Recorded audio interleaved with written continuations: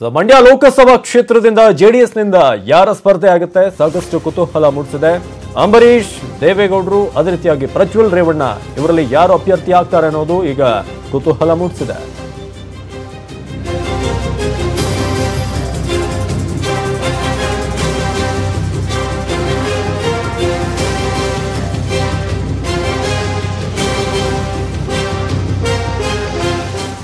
ಮಂಡ್ಯದಲ್ಲಿ ಜಿಲ್ಲಾ ಉಸ್ತುವಾರಿ ಸಚಿವ ಪುಟ್ಟರಾಜು ಅವರ ಹೇಳಿಕೆ, ಜೆಡಿಎಸ್ನಿಂದ ಯಾರು ಮಂಡ್ಯ ಲೋಕಸಭಾ ಕ್ಷೇತ್ರದಿಂದ ಸ್ಪರ್ಧೆ ಮಾಡ್ತಾರೆ ಅನ್ನೋ ಒಂದು ವಿಚಾರಕ್ಕೆ ಸಂಬಂಧಪಟ್ಟಂತೆ ಅವರು ಕೊಟ್ಟಿರುವಂತಹ ರಿಯಾಕ್ಷನ್. ಅವರ ಒಂದು ಆಸೆಯ ಪ್ರಕಾರ ದೇವೇಗೌಡರೇ ನಿಲ್ಲಿ ಅನ್ನೋದು ಅವರ ಒಂದು ಆಸೆ ಅಂತೆ. ಆದ್ರೆ ಅಲ್ಲಿ ತ್ರಿಕೋಣ ಒಂದು ಸ್ಪರ್ಧೆ ಆಗುವಂತಹ ಸಾಧ್ಯತೆ ಇದೆ. ಅಂಬರೀಶ್, ಅದೇ ರೀತಿಯಾಗಿ ದೇವೇಗೌಡ ಜೊತೆಗೆ ದೇವೇಗೌಡರ ಜೊತೆ ಮೊಮ್ಮಗ ಪ್ರಜ್ವಲ್ ರೇವಣ್ಣ ಕೂಡ ಈ ಒಂದು ರೇಸ್ನಲ್ಲಿದ್ದಾರೆ ಅಂತ ಹೇಳಲಾಗ್ತಿದೆ. ಹಾಗಾಗಿ ಮಂಡ್ಯ ಲೋಕಸಭಾ ಕ್ಷೇತ್ರದಿಂದ ಯಾರು ಫೈನಲೈಸ್ ಆಗ್ತಾರೆ ಅನ್ನೋದು ಈಗ ಕುತೂಹಲ. ಆದ್ರೆ ಸಿ.ಎಸ್. ಪುಟ್ಟರಾಜು, ಮಾನ್ಯ ಮಂತ್ರಿಗಳು ಜೊತೆಗೆ ಮಂಡ್ಯ ಜಿಲ್ಲೆಯ ಉಸ್ತುವಾರಿ ಸಚಿವರಾಗಿರುವಂತಹ ಸಿ.ಎಸ್. ಪುಟ್ಟರಾಜು ಅವರ ಪ್ರಕಾರ ಮಂಡ್ಯದಿಂದ ದೇವೇಗೌಡರೇ ನಿತ್ರೆ ಒಳ್ಳೆಯದು ಅನ್ನೋದು ನಮ್ಮ ಆಸೆ. ಅದೇ ರೀತಿಯಾಗಿ ರೇವಣ್ಣ, ಅಂಬರೀಶ್ ಅವ್ರ ನಿತ್ರು ಕೂಡ ನನ್ನ ಅಭ್ಯಂತರ ಇಲ್ಲ ಅಂತ ಅವ್ರು ಹೇಳಿದ್ದಾರೆ. ತಿರ್ಗಾ ನಾನೇ ಸ್ಪರ್ಧೆ ಮಾಡ್ತೀನೋ ಇಲ್ಲ ನನ್ನ ನಾಯಕರಂತ ದೇವೇಗೌಡರು ಕರ್ತರ್ಬೇಕು ಅಂತ ಪ್ರಯತ್ನ ಮಾಡ್ತಾ ಇದೀವಿ. ಇಲ್ಲ ಅಂದ್ರೆ ಪ್ರಜ್ವಲ್ ರೇವಣ್ಣವ್ರು ನಿಲ್ಲಿಸ್ತೀವೋ, ಇಲ್ಲ ನಮ್ಮ ಬಹಳ ಜನ ಸಮರ್ಥ ಅಭ್ಯರ್ಥಿಗಳು ನಮ್ಮ ಜಿಲ್ಲೆಯಲ್ಲಿ ಇದ್ದಾರೆ, ಅವರು ನಿಲ್ಲಿಸ್ತೀವೋ ಅದನ್ನ ಪಕ್ಷ ತೀರ್ಮಾನ ಮಾಡುತ್ತೆ. ಅವರಾದ್ರೆ ಬೇಡ ಅನ್ನಕಾಯ್ತದೆ. ನಾವು ತಿರ್ಗಾ ನಾನೇ ಸ್ಪರ್ಧೆ ಮಾಡ್ತೀನೋ ಇಲ್ಲ ನನ್ನ ನಾಯಕರಂತ ದೇವೇಗೌಡರು ಕರ್ತರ್ಬೇಕು ಅಂತ ಪ್ರಯತ್ನ ಮಾಡ್ತಾ ಇದೀವಿ. ಇಲ್ಲ ಅಂದ್ರೆ ಪ್ರಜ್ವಲ್ ರೇವಣ್ಣವ್ರು ನಿಲ್ಲಿಸ್ತೀವೋ, ಇಲ್ಲ ನಮ್ಮ ಬಹಳ ಜನ ಸಮರ್ಥ ಅಭ್ಯರ್ಥಿಗಳು ನಮ್ಮ ಜಿಲ್ಲೆಯಲ್ಲಿ ಇದ್ದಾರೆ, ಅವರು ನಿಲ್ಲಿಸ್ತೀವೋ ಅದನ್ನ ಪಕ್ಷ ತೀರ್ಮಾನ ಮಾಡುತ್ತೆ. ಅವರಾದ್ರೆ ಬೇಡ ಅನ್ನಕಾಯ್ತದೆ. ನಾವು ತಿರ್ಗಾ ನಾನೇ ಸ್ಪರ್ಧೆ. ಇನ್ನು ಸಿಎಂ ಕುಮಾರಸ್ವಾಮಿ ಅವರು ಕೂಡ ಇದರ ಬಗ್ಗೆ ಮಾತನಾಡಿದ್ದಾರೆ. ಭತ್ತದ ನಾಟಿ ಮಾಡ್ತಾರಂತೆ ಸಿಎಂ ಕುಮಾರಸ್ವಾಮಿ. ಆಗಸ್ಟ್ 11ರಂದು ಮಂಡ್ಯದ ಸೀತಾಪುರದಲ್ಲಿ ಸಿಎಂ ಭತ್ತದ ನಾಟಿ. ಮಂಡ್ಯದಲ್ಲಿ ಉಸ್ತುವಾರಿ ಸಚಿವ ಪುಟ್ಟರಾಜು ಹೇಳಿಕೆಗೆ ಸೀತಾಪುರದ ಹಳೆಗದ್ದೆಯಲ್ಲಿ ಸಿಎಂ ಕುಮಾರಸ್ವಾಮಿ ಅವರಿಂದ ನಾಟಿಯಾಗಿದೆ. ಮಂಡ್ಯ ಜಿಲ್ಲೆ ಪಾಂಡವಪುರ ತಾಲೂಕಿನ ಸೀತಾಪುರ ಗ್ರಾಮದಲ್ಲಿ ಈ ಒಂದು ನಾಟಿಯನ್ನ ಮಾಡ್ತಾರೆ ಅಂತ ಹೇಳಲಾಗ್ತಿದೆ. ಸೀತಾಪುರದ ಹಳೆಗದ್ದೆಯಲ್ಲಿ ಸಿಎಂ ಕುಮಾರಸ್ವಾಮಿ ಅವರಿಂದ ನಾಟಿಯಾಗುತ್ತೆ. ಮಂಡ್ಯ ಜಿಲ್ಲೆ ಪಾಂಡವಪುರ ತಾಲೂಕಿನ ಸೀತಾಪುರ ಗ್ರಾಮದಲ್ಲಿ ಈ ಒಂದು ನಾಟಿಯನ್ನ ಮಾಡ್ತಾರೆ. ಮಣ್ಣಿನ ಮಗ ಅಂತ ಪ್ರೂವ್ ಮಾಡೋದಕ್ಕೆ ಈ ರೀತಿ ಮಾಡ್ತಿದ್ದಾರೆ ಅನ್ನೋ ಒಂದು ವಿಚಾರ. ಭತ್ತದ ನಾಟಿ ಮಾಡ್ತಾರೆ ಅನ್ನೋ ಒಂದು ವಿಚಾರ. ಆಗಸ್ಟ್ 11ರಂದು ಮಂಡ್ಯದ ಸೀತಾಪುರದಲ್ಲಿ ಸಿಎಂ ಅವರಿಂದ ಭತ್ತದ ನಾಟಿ ಆಗುತ್ತೆ. ಮಂಡ್ಯದಲ್ಲಿ ಉಸ್ತುವಾರಿ ಸಚಿವ ಪುಟ್ಟರಾಜು ಅವರು ಈ ಮಾತನ್ನ ಹೇಳಿದ್ದಾರೆ. 11ನೇ ತಾರೀಕು ಬೆಳಗ್ಗೆ 11 ಗಂಟೆಗೆ ಸರಿಯಾಗಿ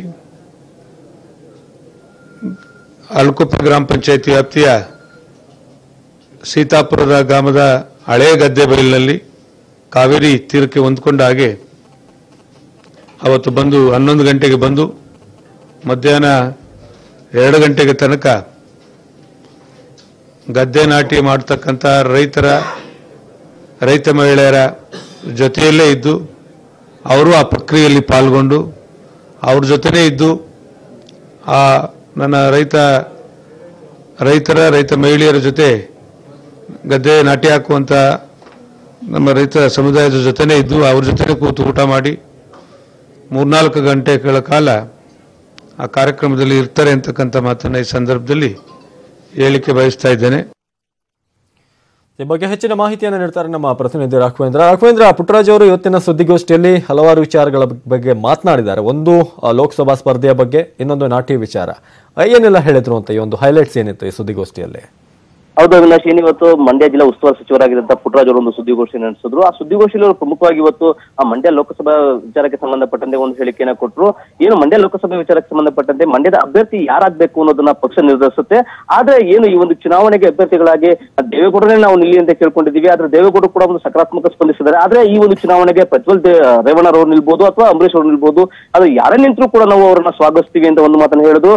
ಇನ್ನು ಇದೇ ತಿಂಗಳ 11ನೇ ತಾರೀಕು ಏನು ಸಿಎಂ ಕುಮಾರಸ್ವಾಮಿ ಅವರು ಮಂಡ್ಯ ಜಿಲ್ಲಾ ರೈತರಲ್ಲಿ ಒಂದು ಆತ್ಮಸ್ಥೈರ್ಯ ತುಂಬಲು ಮತ್ತೆ ಇಸ್ರೇಲ್ ಮಧ್ಯೆ ಕೃಷಿಯನ್ನು ಪರಿಚಯಿಸಲು ಏನು ಪಾಂಡವಪುರ ತಾಲೂಕಿನ ಸೀತಾಪುರ ಗ್ರಾಮದಲ್ಲಿ ರೈತರೊಂದಿಗೆ ಸ್ವತಃ ನಾಟಿ ಮಾಡುವ ಮೂಲಕ ಒಂದು ಆತ್ಮಸ್ಥೈರ್ಯವನ್ನು ತುಂಬಾ ಕೆಲಸ ಮಾಡ್ತಾರೆ ಅನ್ನೋ ವಿಚಾರವನ್ನು ಕೂಡ ವ್ಯಕ್ತಪಡಿಸಿದ್ರು. ಜೊತೆಗೆ ಏನು ಸ್ಥಳೀಯ ಸಂಸ್ಥೆ ಚುನಾವಣೆಗಳಲ್ಲಿ ಮೈತ್ರಿ ಬಗ್ಗೆ ಈಗಾಗಲೇ ಸರ್ಕಾರಗಳಲ್ಲಿ ಏನು ಗೊಂದಲ ಇದೆ, ಆ ಗೊಂದಲಕ್ಕೆ ಒಂದು ತೆರಳುವ ನಿಟ್ಟಿನಲ್ಲಿ ಮೈತ್ರಿ ಈಗಾಗಲೇ ಕೂಡ ನಾವು ಮುಂದುವರಿಸುವ ಮಾತುಕತೆ ಆಗಿದೆ. ಹಾಗಾಗಿ ನಾವು ಮೈತ್ರಿಯನ್ನು ಮುಂದುವರಿಸ್ತೀವಿ ಅನ್ನೋ ಮಾತನ್ನು ಕೂಡ ಹೇಳುವಂತ ಮೂಲಕ ಈಗ ಏನು ಸ್ಥಳೀಯ ಸಂಸ್ಥೆ ಚುನಾವಣೆಗಳಲ್ಲಿ ಒಂದು ಮೈತ್ರಿಯ ವಿಚಾರವನ್ನು ಪ್ರಸ್ತಾಪನೆ ಮಾಡಿದ್ರು. ಅವಿನಾಶ್, ಧನ್ಯವಾದ ಮಾಹಿತಿಗಾಗಿ ರಾಘವೇಂದ್ರ.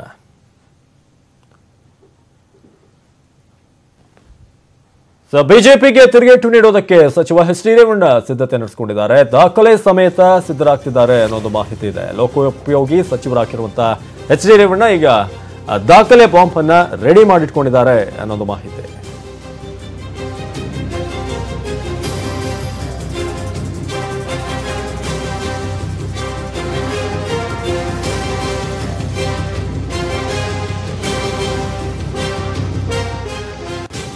ಇದೀಗ ಎಚ್ ಡಿ ರೇವಣ್ಣ ಬಿಜೆಪಿಯಿಂದ ಬರ್ತಿರುವಂತಹ ಒಂದು ವಾಗ್ದಾಳಿಗೆ ವಿಚಾರವಾಗಿ ಪಿಡಬ್ಲ್ಯೂಡಿ ಇಲಾಖೆಯಲ್ಲಿ ಅಧಿಕಾರಿಗಳ ವರ್ಗಾವಣೆ ವಿಚಾರವಾಗಿ ಎಲ್ಲಾ ದಾಖಲೆಗಳನ್ನ ಫೈಲ್ ಮಾಡಿ ಸಚಿವ ರೇವಣ್ಣ ಅವರು ಇಟ್ಕೊಂಡಿದ್ದಾರಂತೆ. 600ಕ್ಕೂ ಹೆಚ್ಚು ಶಿಫಾರಸು ಪತ್ರಗಳನ್ನ ಕಲೆಕ್ಟ್ ಮಾಡ್ಕೊಂಡಿದ್ದಾರೆ ಅನ್ನೋದು ವಿಚಾರ. ಅದೇ ರೀತಿಯಾಗಿ ಪಿಡಬ್ಲ್ಯೂಡಿ ಇಲಾಖೆಯಲ್ಲಿ ಅಧಿಕಾರಿಗಳ ವರ್ಗಾವಣೆಯನ್ನು ಕೋರಿ ಸಿಎಂ ಮತ್ತು ಡಿಸಿಎಂ ಶಿಫಾರಸು ವಿಚಾರವಾಗಿ ಈ ಎಲ್ಲಾ ದಾಖಲೆಗಳನ್ನ ಫೈಲ್ ಮಾಡಿ ರೇವಣ್ಣ ಅವರು ಇಟ್ಕೊಂಡಿದ್ದಾರೆ. ಅವರ ವಿರುದ್ಧ ಸಾಕಷ್ಟು ವಾಗ್ದಾಳಿ ಕೂಡ ಆಗ್ತಾ ಇತ್ತು. ದಾಖಲೆ ಸಮೇತವಾಗಿ ಇದಕ್ಕೆ ಉತ್ತರ ಕೊಡೋದಕ್ಕೆ ಈಗ ರೇವಣ್ಣ ಅವರು ರೆಡಿ ಆಗಿದ್ದಾರೆ ಅಂತ ಅವ್ರನ್ನ ಸೂಪರ್ ಸಿಎಂ ಅಂತ ಕೂಡ ಹೇಳಲಾಗ್ತಾ ಇತ್ತು. ಈ ಸರ್ಕಾರದಲ್ಲಿ 3 ಸಿಎಂಗಳಿದ್ದಾರೆ ಅಂತ. ಒಬ್ರು ಸಿಎಂ, ಡಿಸಿಎಂ ಜೊತೆಗೆ ಸೂಪರ್ ಸಿಎಂ ಆಗಿ ಅವರು ಕೆಲಸ ಮಾಡ್ತಿದ್ದಾರೆ ಅನ್ನೋದು ಆರೋಪಕ್ಕೆ ಈಗ ತಿರುಗೇಟನ್ನು ಕೊಡೋದಕ್ಕೆ ರೇವಣ್ಣ ಸಿದ್ಧರಾಗಿದ್ದಾರೆ. ಕೆಲವೊಂದು ಡಾಕ್ಯುಮೆಂಟ್ಸ್ ಅನ್ನ ನೀವು ನೋಡಬಹುದು. ಒಂದ್ ಕಡೆ ಈ ಕಡೆ ನಾವು ನೋಡ್ತಾ ಇದ್ರೆ ಇಷ್ಟೆಲ್ಲ ಒಂದು ಡಾಕ್ಯುಮೆಂಟ್ಗಳನ್ನ ಇಟ್ಕೊಂಡು ಬಿಜೆಪಿಗೆ ತಿರುಗೇಟನ್ನು ಕೊಡೋದಕ್ಕೆ ಈಗ ಸಿದ್ಧತೆಯನ್ನ ರೇವಣ್ಣ ಅವರು ನಡೆಸಿದ್ದಾರೆ. ಎಚ್ ಡಿ ರೇವಣ್ಣ ಲೋಕೋಪಯೋಗಿ ಸಚಿವರು ದಾಖಲೆ ಸಮೇತ ಬಿಜೆಪಿಯ ಯಾವೆಲ್ಲ ಆರೋಪಗಳಿದಾವೆ ಅದಕ್ಕೆಲ್ಲವೂ ಕೂಡ ಸರಿಯಾದಂತಹ ಒಂದು ಸವಾಲನ್ನು ಹಾಕೋದಕ್ಕೆ ಸವಾಲಿಗೆ ಪ್ರತಿ ಸವಾಲನ್ನು ಕೊಡೋದಕ್ಕೆ ಈಗ ರೆಡಿ ಆಗಿದ್ದಾರೆ. ಎಲ್ಲ ಇಲಾಖೆಗಳ ವರ್ಗಾವಣೆಯಲ್ಲಿ ರೇವಣ್ಣ ಅವರ ಹಸ್ತಕ್ಷೇಪ ಆಗ್ತಿದೆ ಎಂಬ ಬಿಜೆಪಿಯ ಆರೋಪಕ್ಕೆ ಈಗ ತಮ್ಮ ಇಲಾಖೆಯಲ್ಲಿ ವರ್ಗಾವಣೆ ಕೋರಿ ಬಂದಿರುವಂತಹ ಶಿಫಾರಸು ಪತ್ರಗಳ ಒಂದು ಸಂಗ್ರಹವನ್ನು ಮಾಡಿದ್ದಾರೆ. ಸಚಿವರು, ಶಾಸಕರು, ಸಂಸದರು, ಮಠಾಧೀಶರ ಶಿಫಾರಸು ಪತ್ರಗಳ ಸಂಗ್ರಹವನ್ನ ಈಗ ಎಚ್ ಡಿ ರೇವಣ್ಣ ಹೊಂದಿದ್ದು, ಪಿಡಬ್ಲ್ಯೂಡಿ ಇಲಾಖೆಯಲ್ಲಿ ಅಧಿಕಾರಿಗಳ ವರ್ಗಾವಣೆ ಕೋರಿ ಸಿಎಂ ಮತ್ತು ಡಿಸಿಎಂ ಶಿಫಾರಸು ಈ ಎಲ್ಲ ದಾಖಲೆಗಳನ್ನ ಒಂದು ಫೈಲ್ ಮಾಡಿಟ್ಕೊಂಡಿದ್ದಾರಂತೆ ರೇವಣ್ಣ ಅವರು. ಇದರ ಜೊತೆಗೆ ಈ ಒಂದು ಫೈಲ್ ಬಾಂಬ್ ಅನ್ನ ಈಗ ದಾಖಲೆಗಳ ಬಾಂಬ್ ಅನ್ನ ಸಿಡಿಸೋದಕ್ಕೆ 600ಕ್ಕೂ ಹೆಚ್ಚು ಶಿಫಾರಸು ಪತ್ರಗಳನ್ನು ಕಲೆಕ್ಟ್ ಮಾಡಿ ಎಚ್ ಡಿ ರೇವಣ್ಣ ಇದೀಗ ಬಿಜೆಪಿಯ ಒಂದು ಆರೋಪಕ್ಕೆ ಉತ್ತರ ಕೊಡೋದಕ್ಕೆ ರೆಡಿ ಆಗಿದ್ದಾರೆ.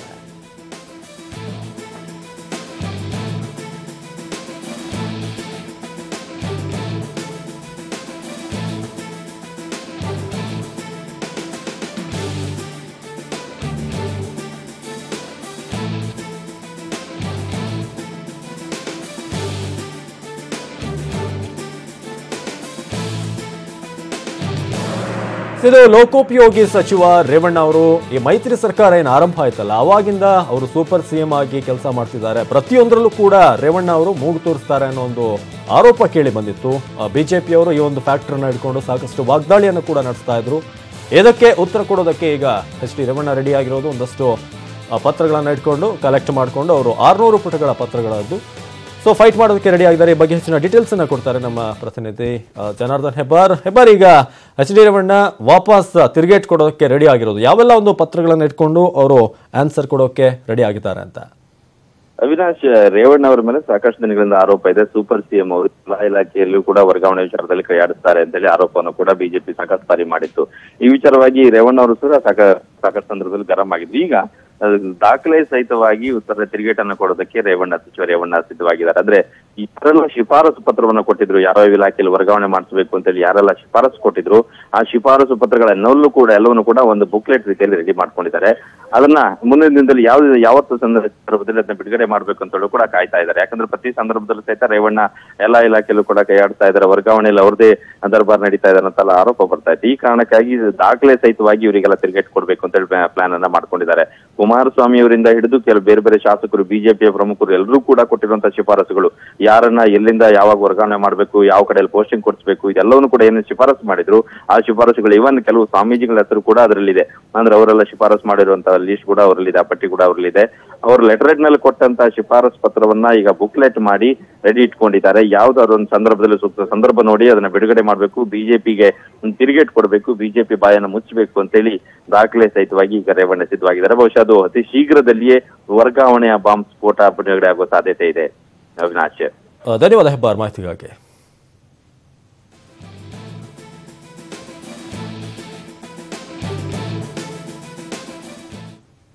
ರಾಮನಗರದಲ್ಲಿ ಶಂಕಿತ ಉಗ್ರರ ಬಂಧನ ಪ್ರಕರಣಕ್ಕೆ ಸಂಬಂಧಪಟ್ಟಂತೆ ರಾಮನಗರಕ್ಕೆ ಈಗ ಎನ್ಐಎ ತಂಡ ಭೇಟಿ ಕೊಟ್ಟಿದೆ. ಶಂಕಿತ ಉಗ್ರ ಮುನೀರ್ ನಿವಾಸದಲ್ಲಿ ಶೋಧ ಕಾರ್ಯ ಆಗ್ತಾ ಇದೆ. ಮಫ್ತಿಯಲ್ಲೂ ಬಂದು ಮನೆ ಶೋಧವನ್ನ ಮಾಡಿರುವಂತಹ ಎನ್ಐಎ ಟೀಮ್ ಇದೀಗ ಎಲ್ಲ ಒಂದು ಶೋಧ ಕಾರ್ಯವನ್ನು ನಡೆಸ್ತಾ ಇದೆ. ಶಂಕಿತ ಉಗ್ರ ಮುನೀರ್ ಬಂಧನದ ನಂತರ ಪರಾರಿಯಾಗಿರುವಂತಹ ಪತ್ನಿ ಶದೀಪ್ ಕೆಲವೊಂದು ದಾಖಲೆಗಳನ್ನು ತೆಗೆದುಕೊಂಡು ಹೋಗಿರುವಂತಹ ಶಂಕೆ ಕೂಡ ವ್ಯಕ್ತವಾಗಿದೆ.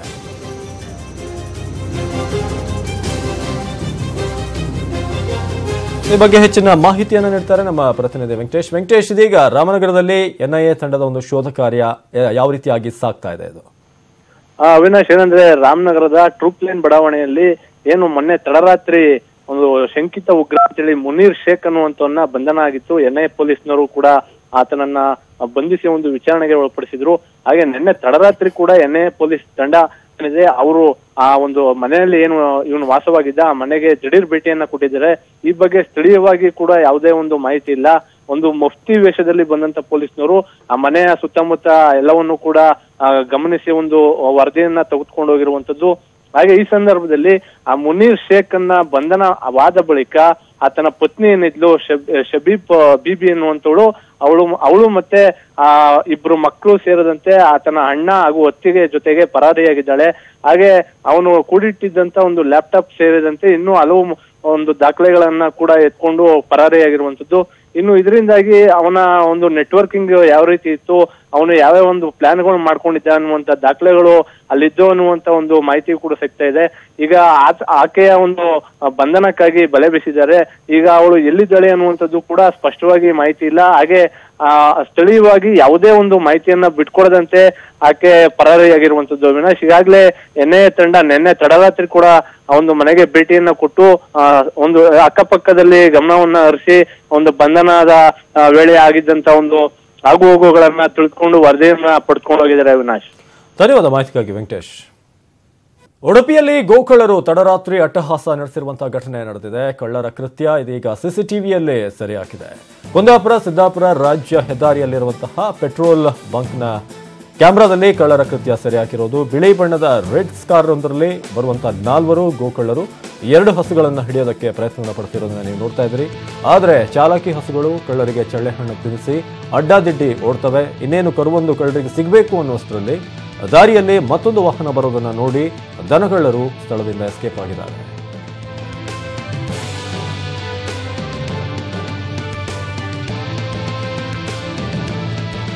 ಈ ಬಗ್ಗೆ ಹೆಚ್ಚಿನ ಮಾಹಿತಿಯನ್ನು ನೀಡ್ತಾರೆ ಉಡುಪಿಯ ಪ್ರತಿನಿಧಿ ಪರೀಕ್ಷಿತ್ ಶೇಟ್. ಪರೀಕ್ಷಿತ್, ಈಗ ನಾವು ನೋಡ್ತಾ ಇದ್ದೀವಿ ಪೆಟ್ರೋಲ್ ಬಂಕ್ ಒಂದರ ದೃಶ್ಯವನ್ನ. ಯಾವಾಗ ಆಗಿದ್ದು ಮತ್ತೆ ಏನಾದರೂ ಹೆಚ್ಚಿನ ಮಾಹಿತಿ ಸಿಕ್ಕಿದೆ ಯಾರಿದು ಅಂತ? ಅವಿನಾಶ್, ಏನು ಕಳೆದ ತಿಂಗಳು ಇದೊಂದು ಘಟನೆ ನಡೆದಿತ್ತು ತಡರಾತ್ರಿ. ಆ ಒಂದು ದೃಶ್ಯಾವಳಿ ಸಿಸಿಟಿವಿ ಸೆರೆಯಾಗಿತ್ತು ಪೆಟ್ರೋಲ್ ಬಂಕ್ ಇದು. ಆ ದೃಶ್ಯಾವಳಿ ಈಗ ವೈರಲ್ ಆಗಿದೆ. ಏನು ಗೋಕಳ್ಳರ ಚಾಲಾಕಿ ಕೃತ್ಯ ಏನಿದೆ ಅದು ಪದೇ ಪದೇ ನಡೀತಾ ಇರತ್ತೆ. ಕುಂದಾಪುರ ಬಸ್ಸೂರು ಭಾಗದಲ್ಲಿ ಈ ಗೋ ಕಳವು ಹೆಚ್ಚಾಗಿ ನಡೀತಾ ಇರೋದ್ರ ಹಿನ್ನೆಲೆಯಲ್ಲಿ ಈ ದೃಶ್ಯಾವಳಿ ಈಗ ವೈರಲ್ ಆಗಿರುವಂತದ್ದು ಹಲವು ಆಕ್ರೋಶಕ್ಕೆ ಕಾರಣವಾಗಿರುವಂತ ಹೇಳ್ಬೋದು. ಏನು ತಡರಾತ್ರಿ 1 ಗಂಟೆ ಹೊತ್ತಿಗೆ ಸುಮಾರು ಈ ವಿವಿಧ ಕಾರ್ಗಳಲ್ಲಿ ಬರುವಂತಹ ಗೋಕಳ್ಳರು ಪೆಟ್ರೋಲ್ ಬಂಕ್ ಇರ್ಬೋದು ಸುತ್ತಮುತ್ತ ಮತ್ತು ಕೆಲವು ಮನೆಗಳಲ್ಲಿ ಮತ್ತು ಕೃಷಿಕರ ಮನೆಯಲ್ಲಿ ಇರುವಂತಹ ಗೋಗಳನ್ನ ಕದ್ಕೊಂಡು ಹೋಗ್ತಾ ಇದ್ರು. ಆದ್ರೆ ಅದರ ಬಗ್ಗೆ ಹಲವು ದೂರು ದಾಖಲಾಗಿದ್ರು ಕೂಡ ಯಾವುದೇ ಪೊಲೀಸರು ಕ್ರಮ ಕೈಗೊಂಡಿರ್ಲಿಲ್ಲ. ಮತ್ತೆ ಯಾಕಂದ್ರೆ ಆ ಗೋಕಳ್ಳರು ಅಷ್ಟು ಚಾಲಾಕಿಯಿಂದಾಗಿ ಗೋವನ್ನ ಕೈತಾ ಇದ್ರು. ಆದ್ರೆ ಈಗ ಸಿಸಿಟಿವಿಯಲ್ಲಿ ಸೆರೆಯಾಗಿರುವಂತದ್ದು ಏನು ಸ್ಥಳೀಯರಲ್ಲಿ ತುಂಬಾ ಆಕ್ರೋಶವನ್ನು ಎಡೆ ಮಾಡಿಕೊಟ್ಟಿದೆ. ಈ ರಿಡ್ಸ್ಗಾರ್ನಲ್ಲಿ ಬಂದ ಗೋಕಳ್ಳರು ತುಂಬಾ ಒಂದು ಚಾಲಕ್ಯದಿಂದ ಒಂದು ಗೋವನ್ನ ಹಿಡಿಯಲು ಪ್ರಯತ್ನ ಪಡ್ತಾ ಇದ್ರು. ತುಂಬಾ ಕರುಗಳು 3 ಕರುಗಳಿತ್ತು. ಅದರಲ್ಲಿ 2 ಕರುಗಳನ್ನ ಹಿಡಿಯಲು ತುಂಬಾ ಹರಸಾಹಸ ಪಟ್ರು. ಆದ್ರೆ ಈ ಕರುಗಳು ತುಂಬಾ ಎಸ್ಕೇಪ್ ಆಗಲಿ ಟ್ರೈ ಮಾಡಿದೆ ಮತ್ತು ಅಲ್ಲಿ ಸ್ಥಳೀಯವಾಗಿ ಬಂದ ಕೆಲವು ಕಾರುಗಳನ್ನು ನೋಡಿ ಗೋಕಳ್ಳರು ಎಸ್ಕೇಪ್ ಆಗಿದ್ದಾರೆ. ಆದ್ರೆ ಇಂತಹ ಕೃತ್ಯಗಳು ದಿನದಿಂದ ನಡೀತಾ ಇದೆ. ಆದ್ರೆ ಪೊಲೀಸರು ಈ ಬಗ್ಗೆ ಆ ಗೋಕಳ್ಳರನ್ನ ಹೆಡೆಮುರಿ ಕಟ್ಟಬೇಕನ್ನುವಂಥದ್ದು ಒಂದು ಆಕ್ರೋಶ ಆ ಸ್ಥಳೀಯರಲ್ಲಿ ಕೇಳಿ ಬಂದಿದೆ. ಅವಿನಾಶ್, ಧನ್ಯವಾದ ಮಾಹಿತಿಗಾಗಿ ಪರೀಕ್ಷಿತ್.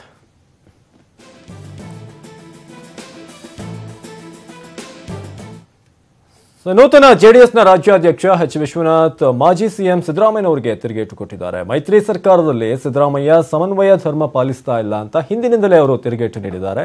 ನ್ಯೂಸ್ 18 ಕನ್ನಡದ ಭೂತ ಕನ್ನಡಿ ಕಾರ್ಯಕ್ರಮದಲ್ಲಿ ಮಾತನಾಡಿದಂತಹ ಎಚ್ ವಿಶ್ವನಾಥ್ ಸಮ್ಮಿಶ್ರ ಧರ್ಮ ಪಾಲಿಸ್ತಾ ಇಲ್ಲ ಅಂತ ಜನರಿಗೆ ಅನ್ನಿಸ್ತಿದೆ ಅಂತ ಹೇಳಿದರು.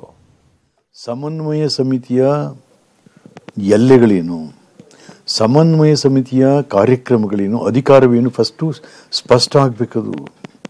ಯಾಕೆಂದ್ರೆ ಸಮನ್ವಯ ಸಮಿತಿ shall I assume that it is all about implementing the common minimum program? Common minimum program ನ ಜಾರಿಗೆ ಮಾಡ್ಲಿಲ್ವಲ್ಲ ನೀವು?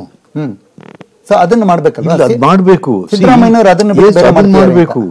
ಈಗ ಎರಡೂ ಪಕ್ಷಗಳನ್ನ ಸಮನ್ವಯ ಮಾಡುವಂಥದ್ದು ಮತ್ತು ಸರ್ಕಾರದ ಕಾಮನ್ ಮಿನಿಮಮ್ ಪ್ರೋಗ್ರಾಮ್ ಅನ್ನ ವಿ ಮಸ್ಟ್ ಡ್ರಾ ಇಟ್. ಅದನ್ನ ಮಾಡದಲ್ಲೇ ಸಿದ್ದರಾಮಯ್ಯನವರು ಬೇಡದ ಕೆಲಸಗಳನ್ನ ಮಾಡ್ತಿದ್ದಾರೆ ಅಂತ ತಮ್ಗೆ ಅನ್ಸುತ್ತೆ? ಅಕಸ್ಮಾತ್ ಅವರು he being the chairman of the coordination committee, ಅವ್ರು ಇಷ್ಟೊತ್ತಿಗೆ ಇದೆಲ್ಲ ಮಾಡಬೇಕಾಗಿತ್ತು. ಅವರು ನೀವು ಅದನ್ನ ಮಾಡೋದು ಬಿಟ್ಬಿಟ್ಟು ಪತ್ರ ಬರ್ಕೊಂಡು ಕೂತ್ಕೊಂಡ್ರೆ ಏನಾಗುತ್ತೆ? ಹೋಗ್ಲಿ, ಮುಖ್ಯಮಂತ್ರಿನ ಕೂರಿಸ್ಕೊಂಡು, ಮುಖ್ಯಮಂತ್ರಿ ಏನು ಬರಲ್ಲ ಅಂತ ಹೇಳಿಲ್ವಲ್ಲ ನಿಮಗೆ. ನೀವೆಲ್ಲಿ ಕರೆದ್ರು ಬರ್ತಾರೆ ಮುಖ್ಯಮಂತ್ರಿ. So simple. ನೀವೆಲ್ಲಿ ಕರೆದ್ರು ಬರ್ತಾರೆ. ಬನ್ನಿ ಕುಮಾರಸ್ವಾಮಿ ಅವರೇ ಮಾತಾಡಬೇಕು ಅಂದ್ರೆ ಬರ್ತಾರೆ. ಅಥವಾ ನೀವೇ ಬೇಕಾರಲ್ಲಿ ಹೋಗ್ಬೋದು. ಇಲ್ಲ ನಾವು ಸೀನಿಯರ್ ಇದ್ದೀನಿ, ಮೊದಲೇ ಮುಖ್ಯಮಂತ್ರಿ ಆಗಿದ್ದೆ ಅಂತ ಅನ್ನೋದ್ರೆ ಎಸ್. ಮೇಲ್ನೋಟಕ್ಕೆ ಕೊಯ್ಲಿಷನ್ ಧರ್ಮವನ್ನ ಸಿದ್ದರಾಮಯ್ಯನವರು ಪಾಲಿಸ್ತಾ ಇಲ್ಲ ಅಂತ ತಮ್ಗೆ ಅನ್ನಿಸ್ತಿದ್ಯಾ? ಅಂತ ನನಗಲ್ಲ, ಜನಕ್ಕೆಲ್ಲ ಅನ್ನಿಸ್ತಾ ಇದೆ. ಸೆಕೆಂಡ್ ಬ್ರೇಕ್ ಆದ್ಮೇಲೆ ಇನ್ನಷ್ಟು ಸುದ್ದಿಗಳು.